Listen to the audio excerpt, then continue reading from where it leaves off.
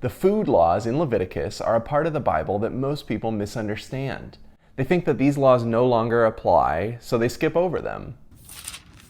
And it's true that in the new covenant, after the coming of Christ, these laws are not binding on us. We can eat any food we want. But there's a lot to learn from the food laws, and you definitely shouldn't skip them. So in this video, I'm going to explain what the food laws really mean by focusing on shellfish. But first, I need to show you how to make some delicious oysters. This is Hungry Theologian, helping you taste and see that the Lord is good. We'll start with a crowd pleaser, Oysters Rockefeller.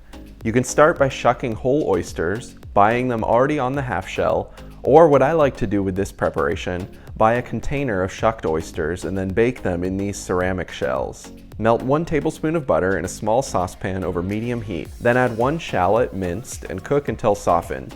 Add 2 cups of fresh spinach and saute until the spinach is wilted. Stir in the juice of half a lemon, then turn off the heat and add 1 cup of Alfredo sauce. Place your oyster shells on a baking sheet. The ceramic shells I use can fit 2 oysters in each, which I think is pretty nice when you're doing a Rockefeller. Add a spoonful of the Rockefeller topping to each, then top with grated Parmesan cheese and panko breadcrumbs. Bake at 375 Fahrenheit for 15 to 20 minutes or until you see some browning on top. Now, not everyone likes raw oysters, but I think they're delicious. And even if you haven't liked them in the past, it's worth trying them again with this avocado and cucumber mignonette. In a small bowl, add half a cucumber, peeled and finely diced, half an avocado, finely diced, 1 green onion, thinly sliced, 3 tablespoons of red wine vinegar, and 2 tablespoons of extra virgin olive oil. Stir to combine, then top each oyster with a spoonful of the mignonette and enjoy. So if Christians don't have to follow the food laws in the New Covenant, then why are they important to us? Paul explains in 1 Corinthians chapter 9 that the laws about animals in the Old Testament are also communicating something about people. The law concerning fish says that the Israelites can eat anything in the water that has fins and scales. Any sea creature that doesn't have fins and scales is detestable. Hence, no shellfish. As I've explained in a previous video, one thing the food laws are doing is teaching Israel to be holy.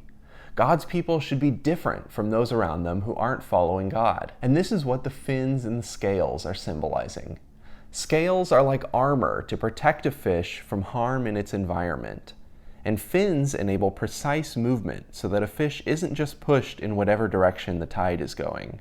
If you're learning something, give this video a like so it can reach more people. For the people of God to be holy, to be a people who pursue righteousness and justice, they need to shield themselves from influences in their environment that would pull them away from God. And they need to be willing and able to swim against the tide in order to stand for what's right. To see an example of this, we can look to one of the most influential oyster entrepreneurs in US history, a man named Thomas Downing. In the early 1800s, Downing built up one of the best oyster restaurants in New York City.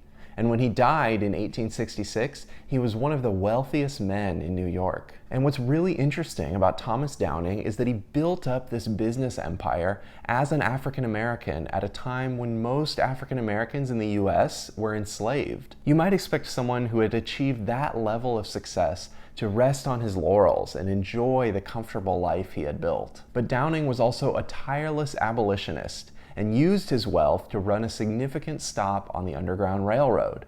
In his storage rooms, he would house people on their way to freedom. Thomas Downing swam against the tide of his day to stand up for what's right. And in doing that, he became a model of what Leviticus is teaching us that the people of God should be like. So when you enjoy oysters, think of Thomas Downing and the lesson from Leviticus that sometimes you need to swim against the tide to stand up for righteousness and justice. And now that you have an idea of what the food laws are about, you need to check out this video, where I debunk a bunch of the ways that people go wrong trying to explain them.